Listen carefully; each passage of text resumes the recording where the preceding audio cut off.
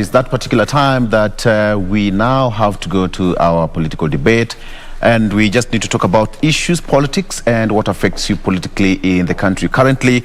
And with me in studio, I have got two gentlemen who are best to help me discuss these issues. I have got Dr. Rotich, as always. Dr. Karibu-san. Thank you so much, Oloo. You're welcome. And Muthiora.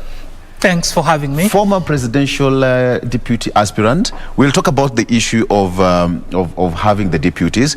You went through the process, and even your boss then. What we need to understand, because people are now jostling to have their running mates right now. That's true. That's true, yes. And instead of saying former, because you're headed into 2022, okay. you might as well add 2022 presidential aspirant. Did you just make a declaration on a national television? Well, in case you haven't had it, I hope we got that clearly. Muthiora Kariara, the former presidential running mate, right, is running for president in 2022. Oh, okay. Director, now we need to have more security in the studio. It's going to be different. But let's just hope that it will not be withdrawn midway after we try to hold people. We wish you all the best. We wish you all the best. Thank you very much. Gloves are off, Dr. Gloves are off. And yesterday, from what we had, just to start from where we should, the Party Secretary General of Jubilee Party, it seems that gloves are off and no politician is not going to leave anything untouched. They say they are not going to leave any stone unturned, and quite literally, they're doing so, right?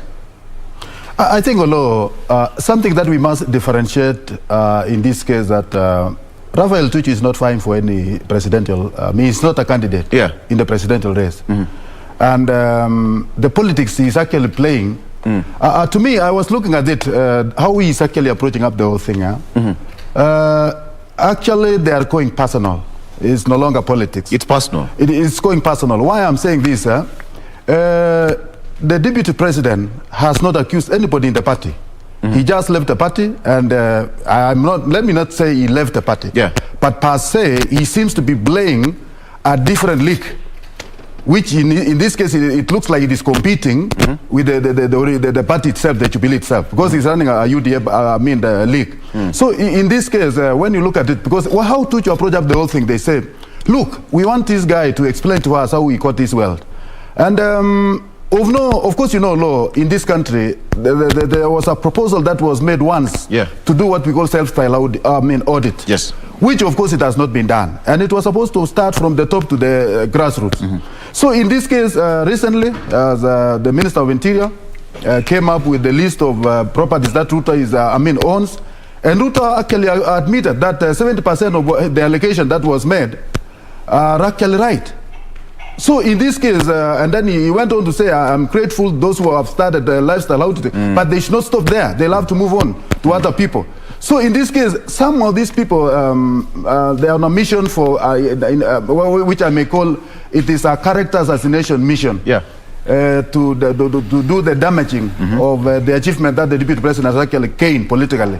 And in this case, I would wish the confrontation that these guys are actually showing, it should be played by the competitors themselves. I want to see Right Honorable Raila Odinga, I want to see Kina Mudavadi, I want to see Mukiza Gidu, I want to see all these people talking the tough language that Tuju is actually talking. Because they are actually competing with the deputy president. They have actually come up for the presidential race. So in this case, I even don't want to call a party issue, because it has nothing to do with the party position. But what they are actually saying is that we want the deputy president to explain to us how he got this well. Without necessarily refiling to other competitors. Why Ruto to declare? Yes. And even him, he's in a better position. 70% of his wealth is known. Maybe 30%. That's according to him. Yeah, that's according to him. Right. So in this case, I think I'm seeing politics played in a different quarter. I want to see the competitors undressing themselves politically, but not those who are at the site, like Tuju, going too personal. Right. Muthiora? Well, if the gloves are off, it's the voters, the Kenyan people, who need to take their gloves off even faster. Because they are the people who have been let down by our leadership the most. You look at Raphael Tuju. We've been silent about him being a cabinet secretary without portfolio. We were told that he was there to ensure that the implementation of the Jubilee promise actually comes to be. We know they have fallen way short of the promises they made to Kenyans. Now, leave that aside. He's the Secretary General of the Jubilee Party. And in Kenya's history, if there is a party that has crumbled the fastest, it's the Jubilee Party. So we must call this incompetence out at this point. Because if you look at the presser that he did yesterday, he called the other side goons. Yes. Yet and actually said that the deputy president should tell his goons to go slow. Right. Yet he was there holding someone else's brief and acting in a manner to suggest that he has goonship in him as well. But somebody would argue that's a political term they use to refer to each other. Well, if you live in a glass house, you should never be in the habit of throwing stones because they'll be thrown back at you. He mentioned that he was not going to go into the pigsty. And then he went right there. He brought the deputy president's family into the whole matter when he was telling the deputy president's people to desist from referring to other families. So you cannot have your cake and eat it. Daktari, when let me just quote here from the newspaper here. Jubilee Party challenges the DP to publicly declare his taxes following his admission that he owns 70% of the properties listed by the Interior CS, as well as 200,000 chickens, giving him an income of 1.5 million shillings per day through the sale of eggs. This is just part of the allegation, or what Tuju said yesterday. But then now, the question of integrity. Are we seeing a situation where somebody is pushing the deputy president into a tight corner? Oloo, deputy president has never refused that some lifestyle audit should be done. In fact, he did accept, and he has been arguing that others also should follow the suit.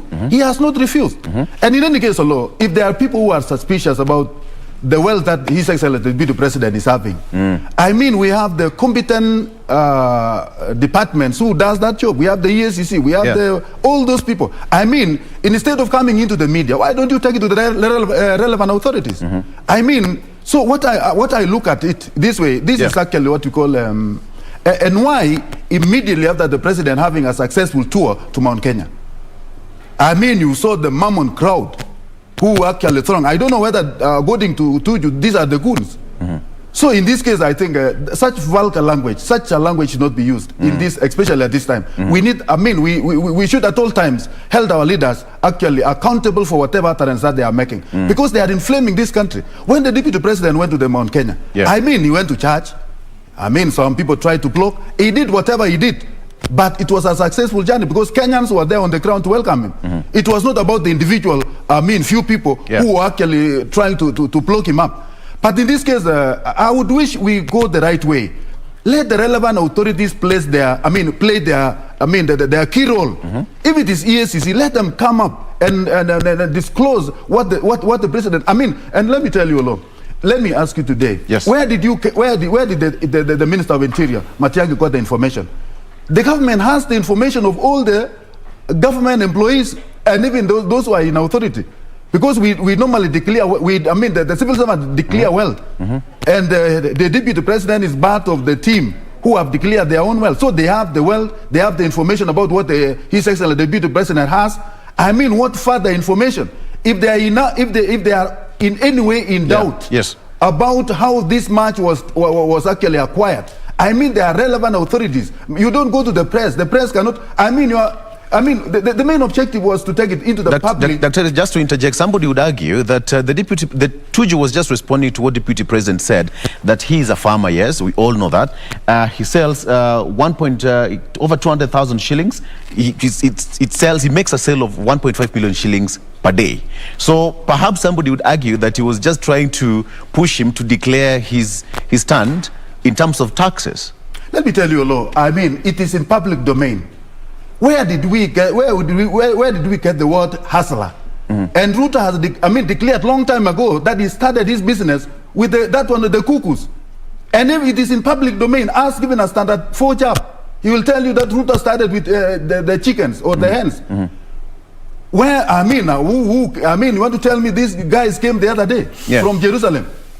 So this is what I'm saying. Okay, all right. Oloo, the most important thing that we must know. Allow me to interject. No, 1 minute. Yes. This is a lie. You see, what was unearthed the other day by the minister? Mheshimiwa Matiang'i. What was unearthed? What was disclosed?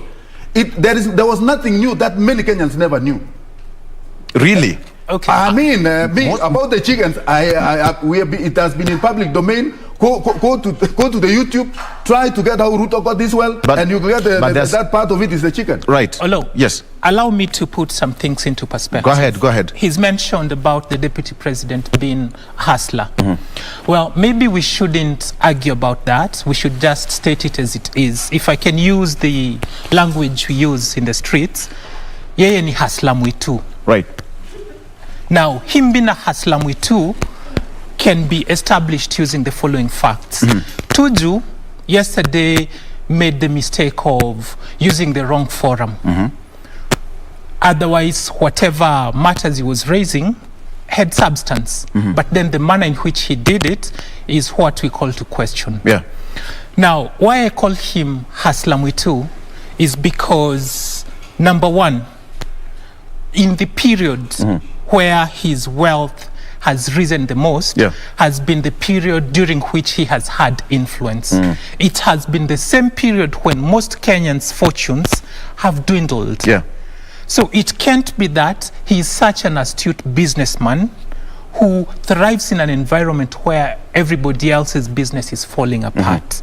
So the best thing he should have done is to ensure that he's not the only hustler thriving when others are struggling, are hanging on.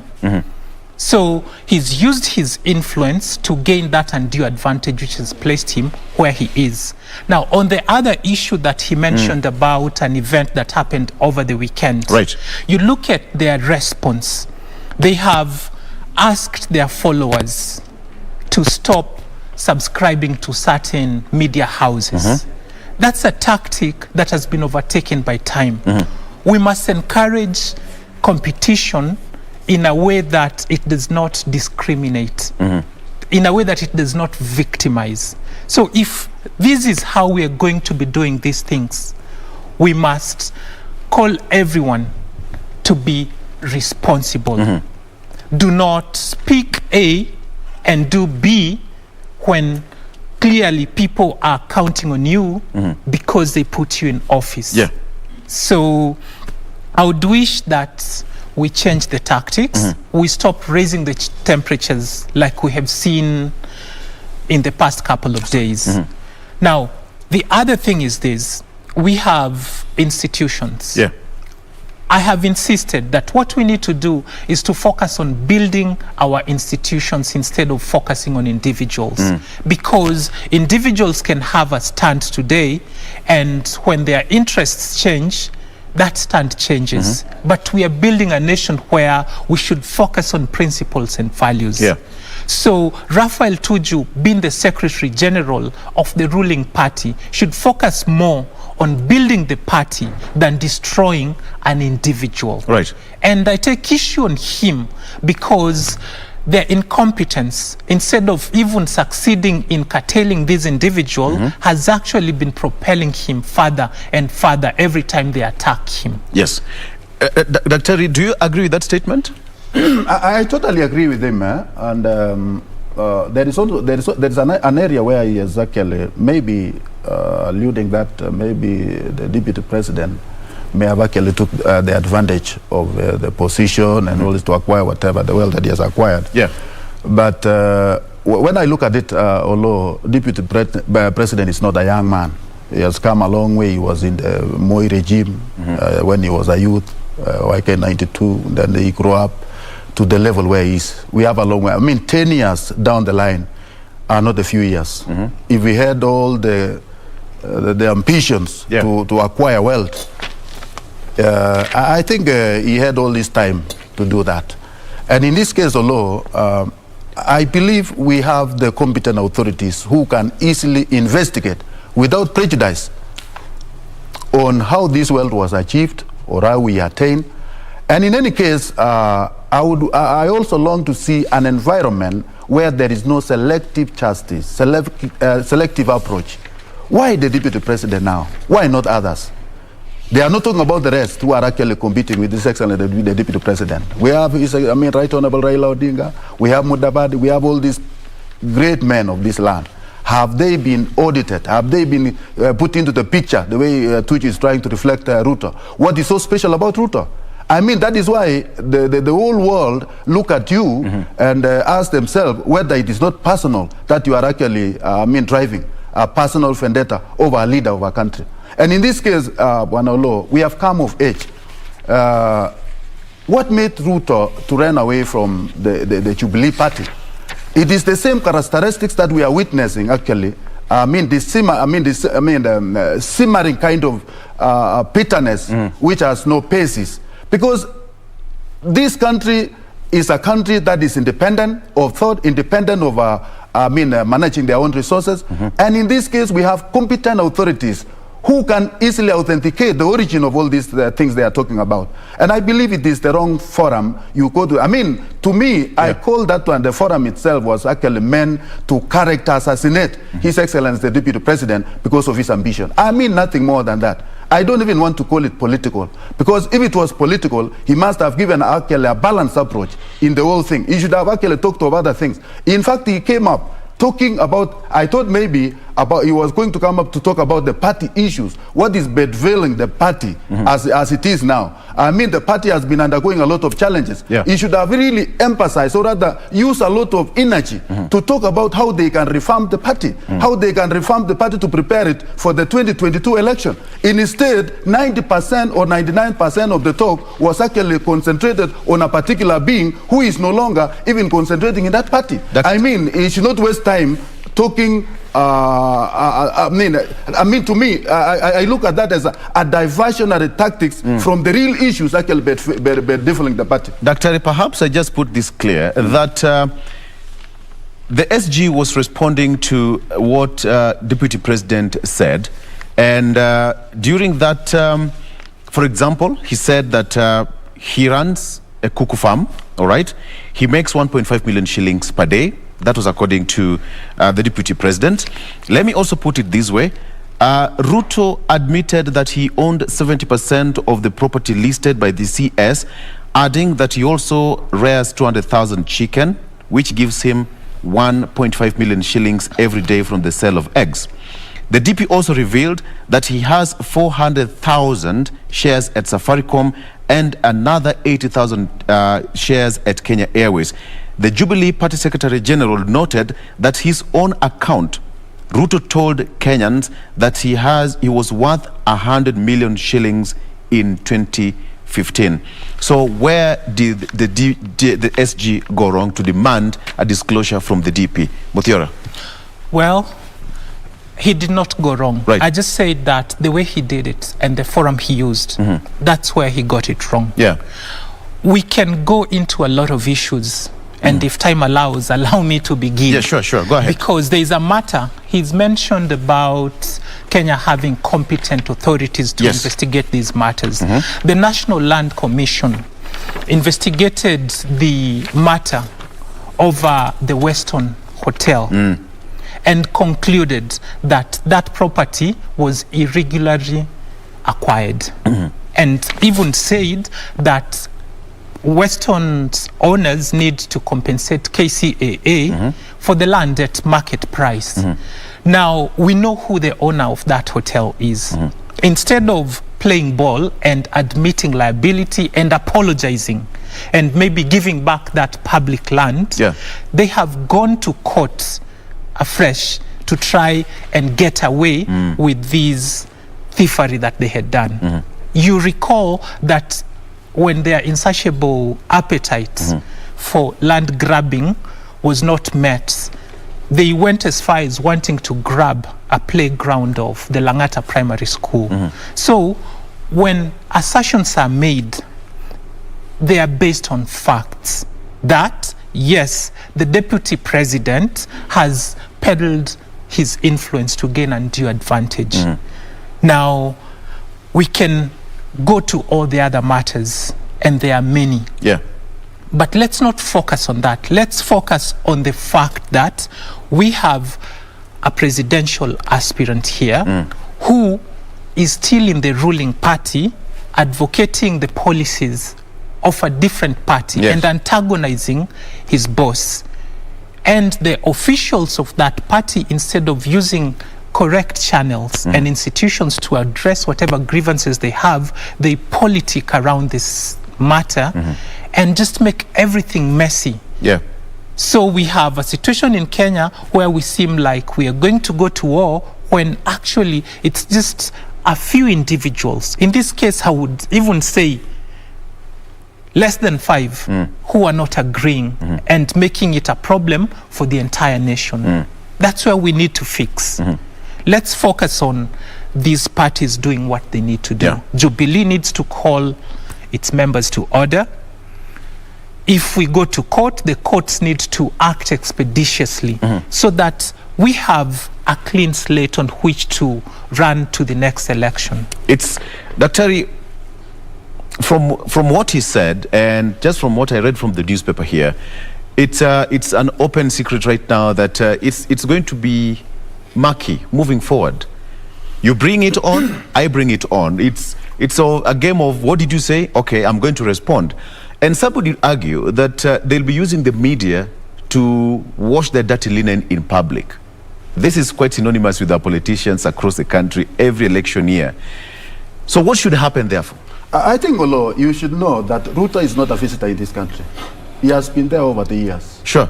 They are now completing the 10 years with this excellent, the president himself, having come a long way. Yeah.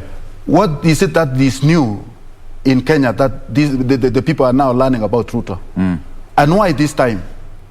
Let me tell you, Oloo, this is all politics. And sure, yes. It is all politics. Because when you look at the trend of politics that we have come a long way, sometimes we can accuse Ruto that he started politics very early. But as it is now, he has, the environment has really vindicated him. Because most of the people are saying that according to the ratings of the popularity or the influence of Ruto is over 60%. Which in my own observation, it can be even 70, 80. So in this case, had he not started early, would he be where he is today? I mean, Kenyans, and what these guys are now trying to do, they are trying to do what we call the damages. Yeah. To bring down the deputy president, his popularity. And that is why now, these days, they have even gone the ugly path, going to block the road, of going to the church. Where we are heading as Kenyans, I think it is a high time we come back to soberness, we come back to our senses, and look at the bigger picture of the peace that this country should enjoy. Yeah. In this case, politics will end as at August 2022, after the election. We shall be back on our streets, building the nation. Yeah. So in this case, I think we need to manage our politics. And the kind of utterances that these guys are coming up in the open, talking to the people against an individual, that is, you are quoting the chaos yourself as a leader. You should not go into television. You should go to the institutions which are actually manning the cases.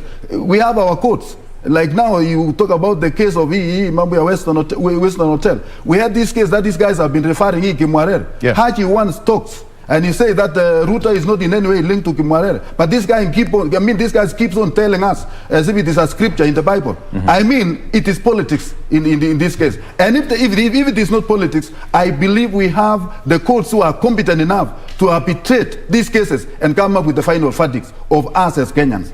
But don't you think it's going to be, what should the deputy president do at this particular point then?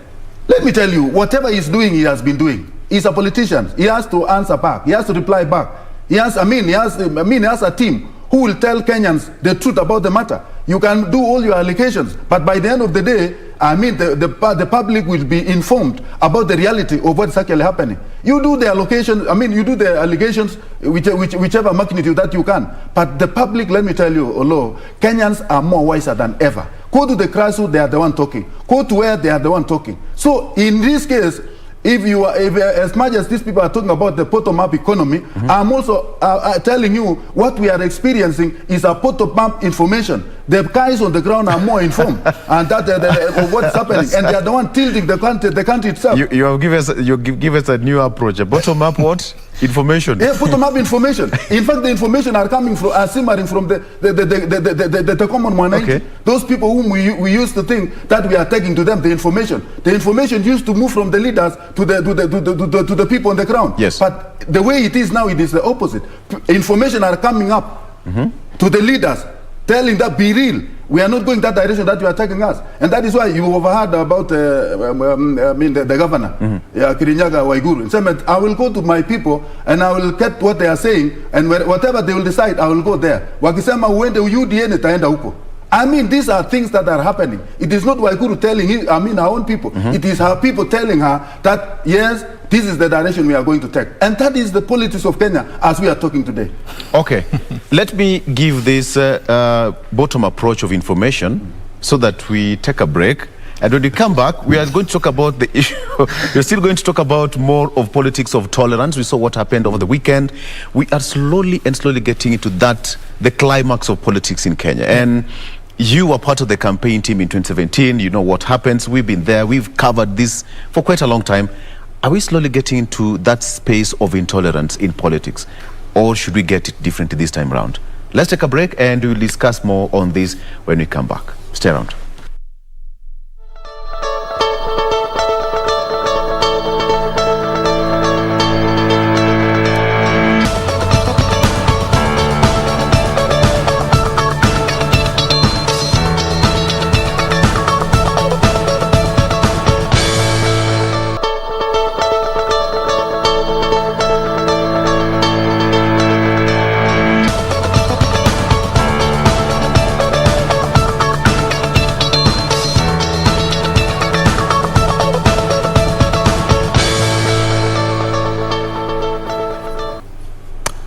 And welcome back. We are still going on with our conversation here in studio with Dr. Rotich and Muthiora Kariara. Just trying to understand what's making our lives easy or hard, whichever you look at it, politics. Okay, so before we went on a break, we were talking about the issue of, he talked about the issue of having bottom-up flow of information. And I think that's a very good point, because lack of information is quite dangerous. Yes. To all of us, even here in studio, lack of information. So I think we can buy that. We can buy that. Allow me to patent it, buy it. No problem. Bottom-up approach of information. But then now the question where I'd love to ask you, the issue of intolerance, political intolerance. Soon we will get into that position that we will not get back to where we were, used to enjoy peace politically and even economically. Dr. here is an economist, and we'll talk about that briefly. But politics of intolerance, we saw what happened over the weekend. Somebody would say, now that the deputy president was stopped from getting into a church in Kieni, then you're also coming into my area, I will stop you because people of Kieni did not allow the DP to go into church. And again, now we are also stopping you, and it will have a ripple effect.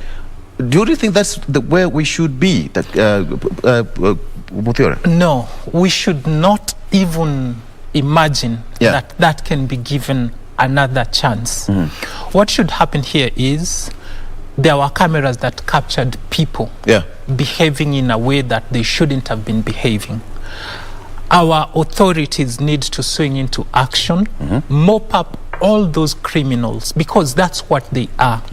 And let them get information from them as to who sent them to do that which they were doing, which they know they shouldn't have been doing. Kenyans are required by law to abide by our rules and regulations.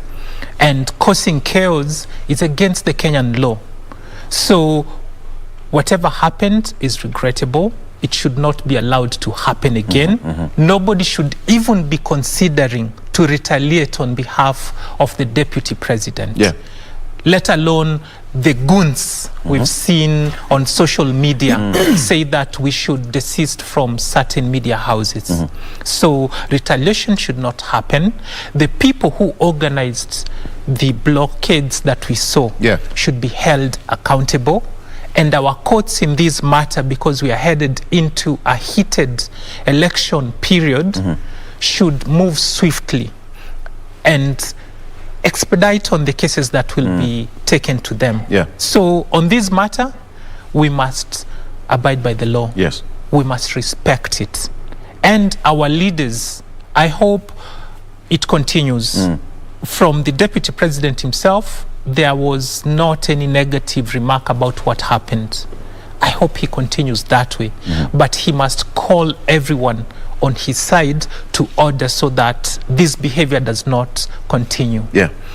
Now, on the issue of bottom-up information, it's necessary that our leaders listen to what the real people are saying, instead of those who are only interested in leadership and politics. And the thing is, people on the ground need peace, need stability. That's what I've been hearing. There are a few who benefit from the chaos that we see around. That's not who all of Kenya is. Actually, there's some people who thrive in violence. Exactly. And they should not be given opportunity to do that. On the side of playing politics with very important matters, the previous week we saw people playing politics with national security. Now it has gotten to how people acquired wealth and people calling others names. Let our leaders be responsible. We see them in very expensive suits and ties and shirts. They should behave as such. Let's not just look clean on the outside, but then in our hearts we are filled with vile and all these negativities. We are a civilized society. We have institutions. Let us use those institutions to move Kenya's business forward. Okay. Doctor, we've had our past as a nation, where every election year, something has to happen that can trigger some set of violence. We all know what happened in 2007, 2008, that a country we've not even recovered up to this particular point. People thought, it was going to be a week of violence, running riots with police and what have you, but we all know and saw where we landed as a country. Are you somehow afraid of perhaps us going toward the right direction? I think, Oloo, you remember once when I told you that the Kenya we are today is not the Kenya of the yesteryears. Why I'm saying that, Oloo, the formation of politics as it is now is across the board. When you saw what happened when Ruto visited Mount Kenya over the weekend, somebody would have imagined that he was somewhere in Rift Valley, his home tack. Why I'm saying so, Kenyans across the board are now looking at the personalities, not so much about the parties. I told you last week. And the personality of the deputy president, he has built his own rapport, not on tribal basis, not on not linking up with where you come from, but people have come up together based on ideas and ideologies and what they want to achieve in future. There is this thing called the hustler narrative, bottom-up economy and all this and that. Many people have actually put it, and they are driving on the basis of what they understand about the whole ideology. It is not actually based on the tribe. And I'm not foreseeing, Oloo, because what you saw in Mount Kenya, those small things that happened, it was organized not by the men on the grassroots. It was organized by some leaders who feel that they are on the disadvantage. So it is about leadership. So the moment we clean up the leadership, the people on the ground have no problem with anybody. And let me tell you, Oloo, and I witnessed once when His Excellency the President was leading some holiday in Kisumu, where Ruto, while he was going to Kisumu, he was stopped at Kondele with a mammon crowd cheering Ruto. That is a Nyanza place. I would have imagined they would have stoned him, but instead they welcomed him. That is the kind of civilization that we are in this century. That is the kind of politics that we must embrace. I want to see Right Honorable Raila Odinga going to every part of this country, and he's received Let him sell his ideologies there. I want to see all these presidential aspirants having a free movement. Hata akae njiani aseme chenye anataka kusema. Let that be done, because our country is ripe for that. Then how can that be done? Because Mwananchi will say, this is our person, chest thumping. That's what they say. Oloo, look at what happened the other day. It must have been planned by some leaders who feel they are disadvantaged. It was not the people on the ground. Because when Ruto diverted, when they went the other way, he found everybody on the road. I mean, there was no stone throwing along the road. I mean, the people came in a big way, welcomed him, they listened to him. After finishing, they left. I mean, it was not originated from the ground. It was originated by some leaders who felt they were disadvantaged by the visit of His Excellency the President to the Central. So in this case, the problem is very small as compared with what we used to experience. Unajua, we used to follow leaders some time back that, oh, so and so amesema hii. But this time I tell you, information is coming from up. Who will remove a stone throwing to another person? If those people on the ground are well informed, if they are the one telling their leaders this is the way to go.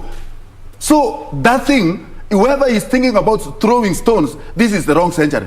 I can tell you. The kind of information that the Kenyans have, and the unity that we have experienced, and the much achievement that we have achieved as a country in a peaceful manner under the leadership of His Excellency the President, it has been done and will never go back. Muthiora, as a leader of this nation, does this worry as well? It does a lot. And what should worry us even more is that our politics, just like before, in as much as it has evolved from being totally tribal, it has now taken the turn where it's personified, it's personality based.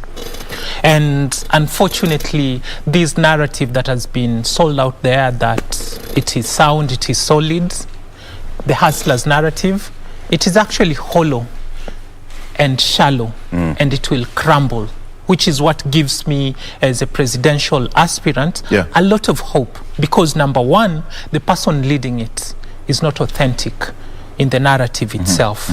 Now, that aside, let us focus on why we are where we are.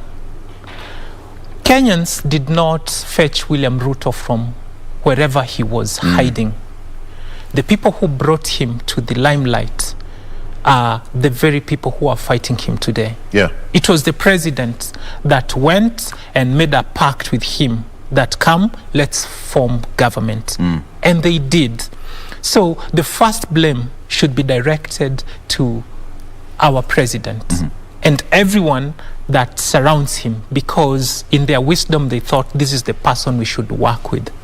And William Ruto, being a Kenyan with a Kenyan spirit, he has fought to establish himself. We cannot fault him for that. It's true that today he is the most popular politician in Kenya. But then countering him should not be based on using underhand tactics like we are seeing. Why I'm confident about the race we are running today is, number one, if the rules are followed to the latter, people like William Ruto should be disqualified.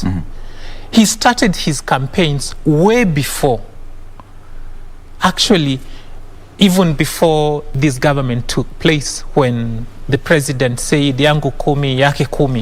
That's when the campaigns for 2022 for William Ruto began. I see the way Dr. Rotich is looking at you.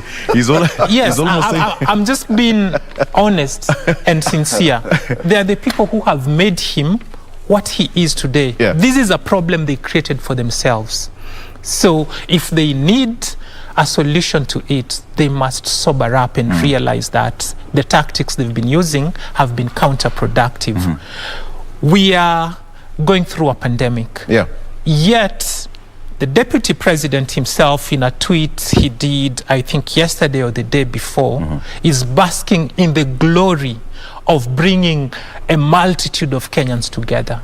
A super spreader event. You see why I say, if it's issue-based, this is the easiest person to beat in a fair contest. Because this is someone who clearly does not have the people's interests at heart. He's had time in office. He promised big, but delivered very little. So he cannot be trusted that he will deliver on the promises he's going to make. That as fast as he's risen he will help millions of Kenyans do the same, because he's been benefiting on the ignorance of the people, that they cannot question to detail whatever leaders are doing.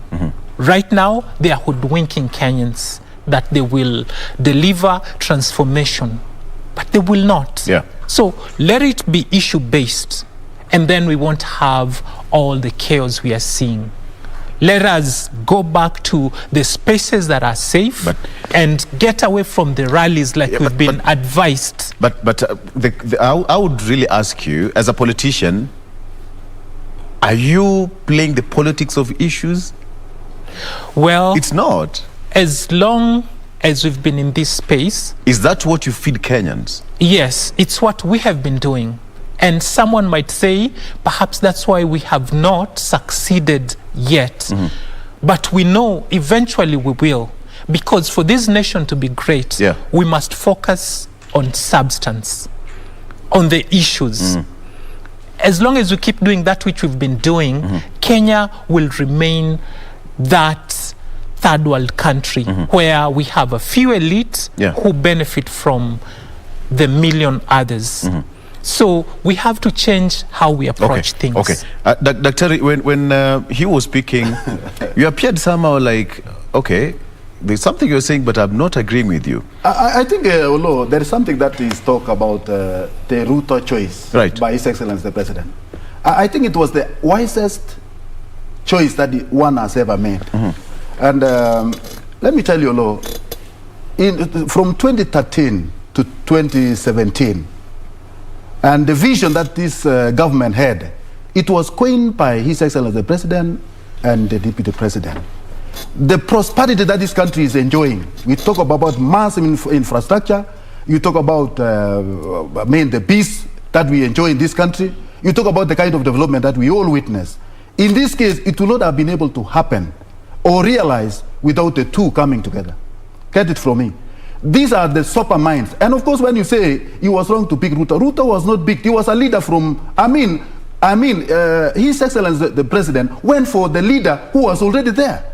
If anything, Ruto was more wealthier in information, wealthier in experience, and that is what he donated that has made this country be what it is today.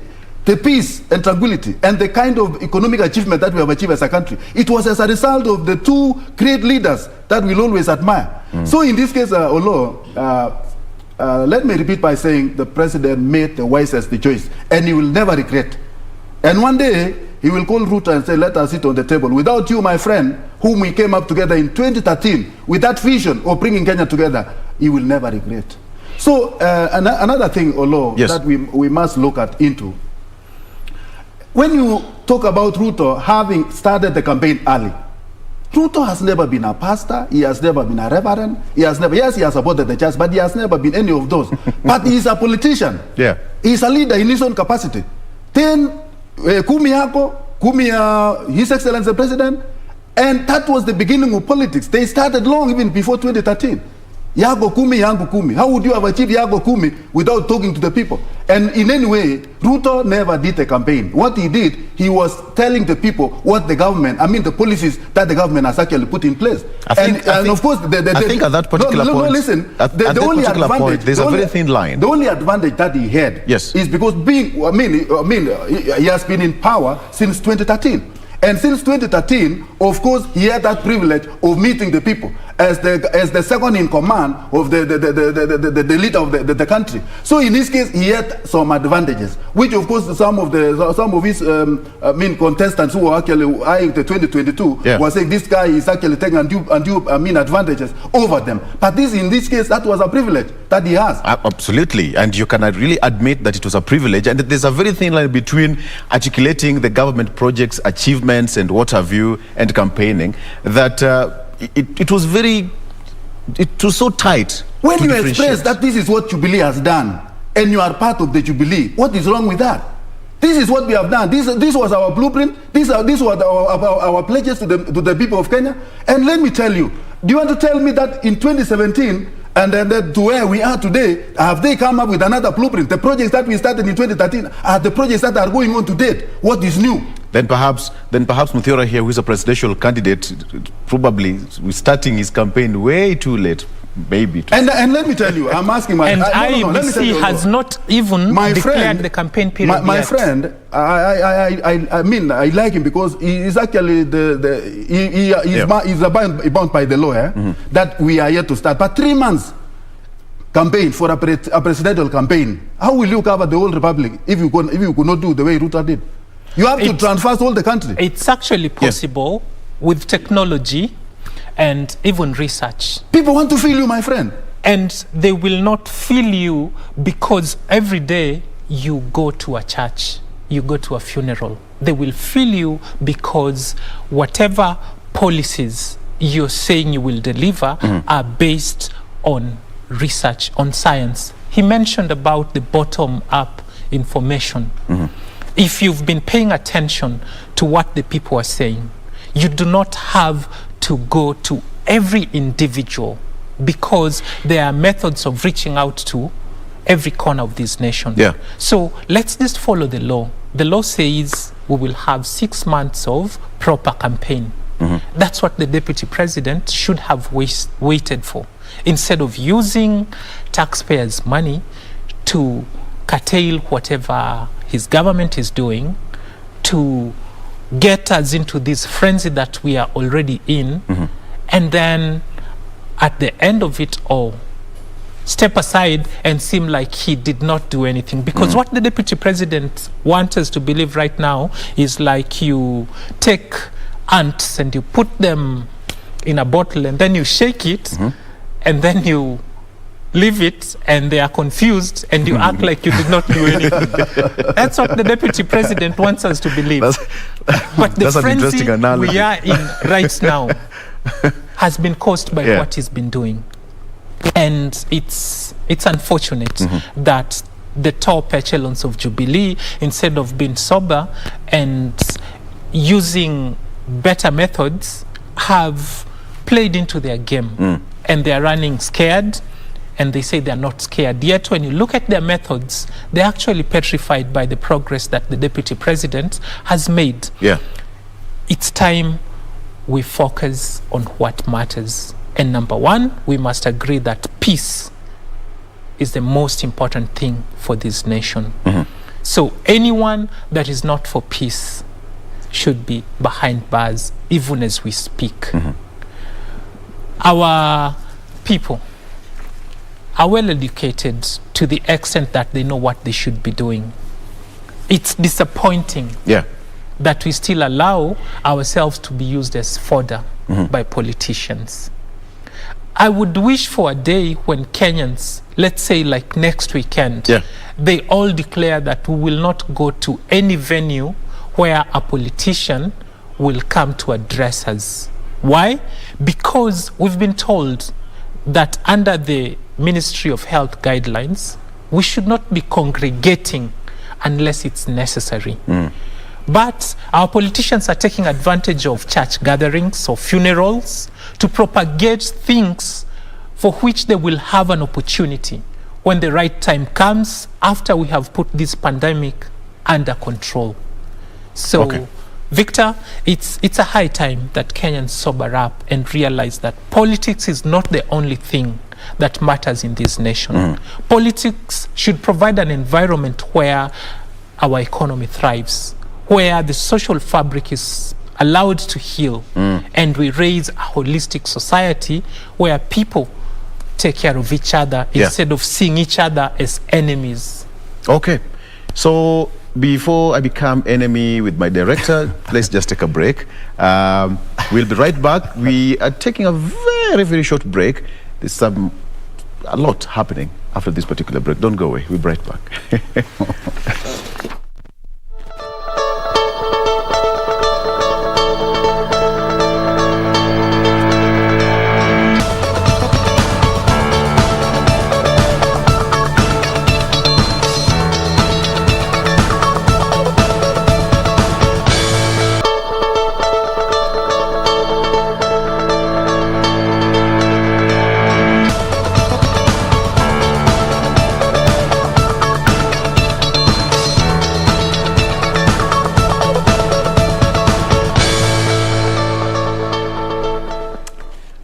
karibu sana, and we are almost coming to the end of the show. If you are just joining us, you've missed a lot. You've missed a lot, but don't worry, we'll have everything on our social media platform so that you can go there and follow this discussion after this particular show. Okay, let's just wrap up this particular topic. Dr. We are talking about the issue of politics of intolerance that is crippling in slowly. And pole pole, we hope that at the end of the day, politicians will do due diligence to see that we go to an election, come next year, one united country. As a nation, people will be willing to go that direction, but politicians probably might not have it that way. What do you think should happen at this particular point so that as a nation we move in one direction? I think the issue of intolerance, Oloo, it is something that us Kenyans, we must follow the law to the letter.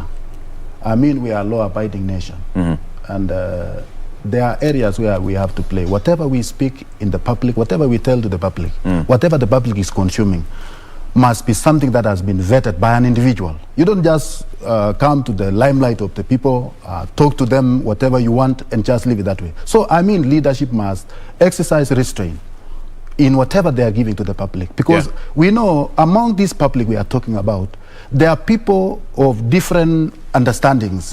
And in that case, these people of different understandings, they may actually get you differently. You may have been trying to explain something, but in a very arrogant way, in a manner that you were hearing my brother, you were saying, I mean, the way the message was brought, it was not the way it was supposed to. I mean, so the way it was brought has actually, polarized the whole thing. And the real meaning actually may not be gotten. But what I'm trying to say, Bwana Oloo, this man, William Ruto, was brought up in an environment of giving. Whereby as he grew in the church, they used to give, and as a member of parliament, as a minister, as what. So I would not have expected that after taking over in 2013, along with His Excellency the President, he will cease to donate to the church. And if we have to say today, how many churches has been built through his assistance? How many children have been assisted through his assistance? How many people have benefited direct from him, for employment? So in this case, I think he has done actually the right thing by demonstrating as a leader that this is what he is able to do. Even when he is not the holder of the office, he is not the president. So you cannot, the backstop to His Excellency the President, if there were things that have been done, there were things that were not done, the bearer of the vision, as we are today, His Excellency the President, Uhuru Kenyatta. And in that case, that is why he has been talking that we need to indulge, in a peaceful manner, in whatever we are doing, so that we can take this country forward. So what I'm looking forward, Oloo, the backstop at His Excellency the President, he has to bring the country together. He has that mandate of safeguarding the law and the order of the land. So in this case, even the leadership of this land, they must also embrace what the president is telling them, that yes, let us do this, let us not do this. So because by the end of the day, if things goes worse, the backstop that His Excellency the President. Absolutely. So in this case, that is something that we must know at all times. And he has to bring on board all leaders of all walks of life. Not necessarily because we have now those who have different views, talking differently, but he is the head. He is the one to call the shots of the direction of the country. In case anything goes wrong, the backstop at him. So that is what His Excellency is aware, and he has been advocating for a long time. All right. Yes. The giving that Dr. here is referring to must be discounted with the contempt it deserves. And I will liken it to this, Victor, you're in trouble. And please pay attention. It's like, I'm sure you've been in a home setting, and you're expecting money that your father had said he will give you. Let's say he said he'll give you 1,000 shillings. And then he got the money and he put it somewhere. And then your brother got to that money before your father gave it to you, but you didn't know that there was money. And then from the 1,000 shillings he was supposed to give you, your brother gives you 50 shillings and tells you, enda ujibambe na hiyo, na usiseme. And then your father is busy looking for the money. And you're there quiet because you got a 50 shillings and you made a pact that you're not going to say who took the rest of the money. And then after all the effort, your father says, actually the money I'm looking for, I was meant to give you. And you already took 50 shillings because your brother got to you first. That's the situation we have in our country, where our politicians grab what is ours and then give it to us piecemeal. We must desist from this culture where we look at our leaders as saviors. We have a constitution under which it's stipulated that under the devolved government, money will trickle down to the people. I regret that our churches have encouraged this culture of extorting leaders and thereby breeding corruption even further. You go to a church, they have a floor that is made of cement, but because they want to upgrade, they say they now want tiles. A leader promises that he will deliver that, when they'll just be fine with the floor that they have. So let us learn to live within our means. That's number one. We have failed on that metric, which is why we have a budget we cannot fund, so we have to over-borrow. And besides that, let us be responsible citizens. I've been saying this over and over again, and I will not stop. If we follow the guidelines given right now, people will not be lining along the roads waiting for politicians to stone them. We will be at home, staying safe and curbing the spread of COVID-19. If our leaders know that when they utter incitements out there, they will be arrested and taken to court and jailed expeditiously, they will desist from that. But it must start from the people, because sometimes you go out there and it's the people demanding that you throw insults so they can cheer for you. And if you don't, then you're not popular. We must change how we operate. I want us to do this, even as we draw to a close of this program. I want to ask you, Daktari, now that we have got a presidential candidate here, an opportunity to ask him a question. And I've just been told that we have got a presidential candidate who has declared his interest for the 2022 polls. So, Daktari, you have him here. You are a Kenyan, you are a voter. A question or two to him. I think the most important thing that I want to share with my brother is that the Kenyan way of living, you cannot start from the blues today and say this is the person to be in the next 5 years if you have not been with them. And that is why that is the reason why you have seen leaders, members of parliament, MCAs, and even His Excellency the President moving to the ground to meet the people and assure the people of what they promised, what they pledged to them, that yes, we are on the process of delivering what we pledge as a country. And in any case, even if you don't have any political portfolio as of now, seeking for that one, you must be able to identify yourself with the aspirations of the people on the ground. You must be able to share their problems. Kama ni mashishi, ukue uko, ulie na hawa. Okay. A question to him. One question that you'd ask him. He's a presidential candidate, and he said that he'll vie for the Now, what will be the economic method that you are going to apply to say, that will create, that would be an assurance of creating employment to the thousands of youths who are actually finishing their colleges? What will you do? In 1 minute, as we close. Well, the TGN party, of which I'm the party leader, is the only party at the moment that has a real plan for the Kenyan people, and it's called the Value Addition Plan. And how we are going to implement this is, number one, to go all out and ensure that we end corruption, because corruption creates the most inefficiency in our system. If we can eliminate corruption from our system, then we would be able to cut on the taxes that are bugging Kenyans down. If our taxes cut down, then we'll be able to attract the level of manufacturing that will create the jobs that Kenyans need. How can you eliminate the corruption? Well, it's simple. I am not corrupt. I do not have a track record of having involve myself with corrupt people. 10 seconds, please. So Right. then, in that case, I do not bring the baggage where there are people that my administration cannot touch. We will fund the judiciary All right. in Thank order you. to be able Thank to you. deal with cases that are Thank taken you. to it. All right. And we have no sacred cows. All right. So in that case, we are the most competent people to address All this right. matter. Gentlemen, we'll have more time over and over again, and we'll have to leave this at that particular point. And I'm glad that you have just declared on a national television your vision for the country. Thank you. Next year. We wish you all the best, and thank you so much. We've been talking to Dr. Rotich, who is a political commentator. He's also an economist by there. That's why he asked that economic question to Muthiora here on this particular show. We are taking a break, but just imagine, it's Tuesday, and it's Healthy Tuesday.